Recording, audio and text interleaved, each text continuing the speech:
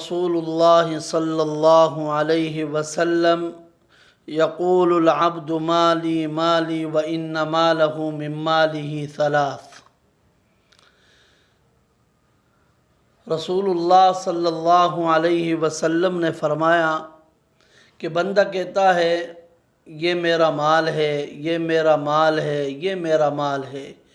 یہ پلاٹ بھی میرا، یہ بنگلہ بھی میرا، یہ کوٹھی بھی میری اور یہ گاڑی بھی میری۔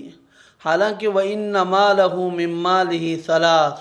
بندے کا جو اپنا مال ہے وہ 3 قسم کا مال اپنا مال ہے۔ سب سے پہلی قسم فرمایا ما اکل فافنا، بندے نے کھا لیا، فنا کر لیا، یہ انسان کا اپنا مال ہے۔ اور او لبس فابلا،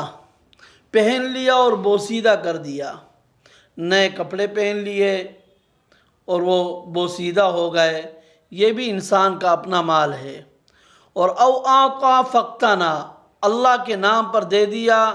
اور اپنے لیے ذخیرہ بنا دیا۔ فرمایا کہ وما سوا ذالک فہو ذاہب وتارکہ للناس، اس کے علاوہ جتنا بھی مال ہے نا، بڑے بڑے بنگلے، بڑی بڑی گاڑیاں، جتنا بھی مال ہے اس کے علاوہ کھا لیا، فنا کر لیا، پہن لیا، بوسیدہ کر لیا، اللہ کے نام پر دے دیا، اپنے لیے آخرت کے لیے ذخیرہ بنا دیا، اس کے علاوہ جس قدر بھی اس کے پاس مال ہے، فرمایا وما سوا ذالک فہو ذاہب وتارکہ للناس، یہ خود تو دنیا سے چلا جائے گا اور اس مال کو اپنے وارثوں کے لیے چھوڑ کر چلا جائے گا، وہ اس میں رہیں گے۔ اب اس نے جیسے کمایا ہے، جس طریقے سے اس نے کمایا ہے، رہیں گے تو وہ لوگ جو وارث ہے وہی رہیں گے اس کے اندر، اور حساب و کتاب اسے ہی دینا پڑے گا۔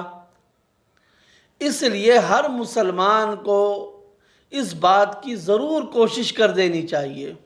ہر مسلمان کو، وہ مرد ہو یا عورت ہو، عالم ہو یا جاہل ہو، پڑھا لکھا ہو یا ان پڑھ ہو، ہر مسلمان اس بات کی کوشش کر لے کہ وہ اپنے لیے اپنی زندگی کے اندر خود اپنے لیے کوئی نہ کوئی صدقہ جاریہ والا کام کر لے۔ ہر مسلمان اس بات کی کوشش کرے۔ خوش قسمت ہے وہ شخص، خوش نصیب ہے وہ شخص کہ جس کی زندگی کی سانسیں تو رک جائے لیکن اس کی نیکیاں نہ رک پائے، اس کی نیکیوں کا سلسلہ بدستور قیامت تک جاری و ساری رہے۔ یہ شخص دنیا کا سب سے بڑا خوش نصیب ہے۔ اس لیے تو نبی اکرم صلی اللہ علیہ وسلم نے فرمایا کہ جب انسان مر جاتا ہے تو انقطع عملہ الا من ثلاث، اس کے اعمال کا تعلق اس سے ختم ہو جاتا ہے۔ ہاں 3 اعمال ایسے ہیں کہ جس کا تعلق ختم نہیں ہوتا، ان میں سے سب سے پہلا کام فرمایا صدقۃ جاریہ، کوئی صدقہ جاریہ ہو، مساجد کی تعمیر کر دی، مدارس کی تعمیر کر دی، کنواں کھدوا کر پانی کا انتظام کر لیا۔ یہاں رک کر میں ایک جملہ کہوں گا کہ ہم خیرات کے نام پر 20 دیگیں تقسیم کر لیتے ہیں، 10 دیگیں تقسیم کر لیتے ہیں۔ ارے میرے بھائیوں،